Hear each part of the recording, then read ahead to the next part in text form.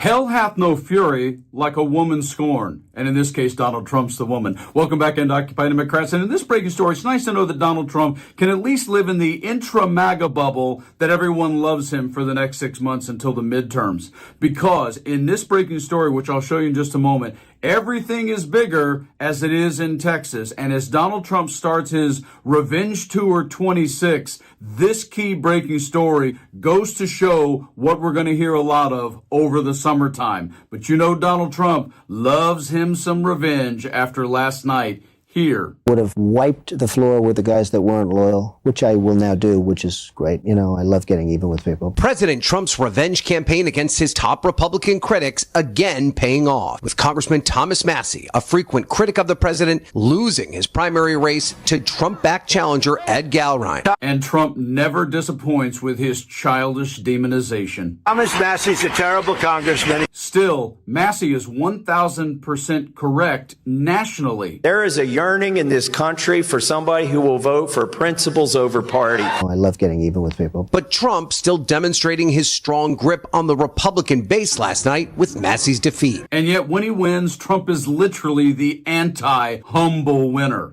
On the Massie thing, he was a bad guy. He deserves to lose. I love getting even with people. But the question becomes, is Trump's power within the GOP and the primaries actually a positive? And the president has successfully pushed to oust other perceived enemies, including several GOP state senators in Indiana who rejected his redistricting plan. I love getting even with people. But the polls actually show that voters within even MAGA and the GOP are moving away from Trump and toward guys who actually did this. And Louisiana Senator Bill Cassidy, who voted to convict the president in his second impeachment. And Texas, in this breaking story, has the spotlight. Now the president looking to sway Republicans in another race that could help decide control of the Senate. I would have wiped the floor with the guys that weren't loyal, which I will now do, which is great. Texas GOP primary runoff set for next Tuesday. Because Paxton is a horrible candidate. Trump endorsing Texas's controversial Attorney General Ken Paxton. And in classic 10-year-old style, Trump has to attack the Democratic favorite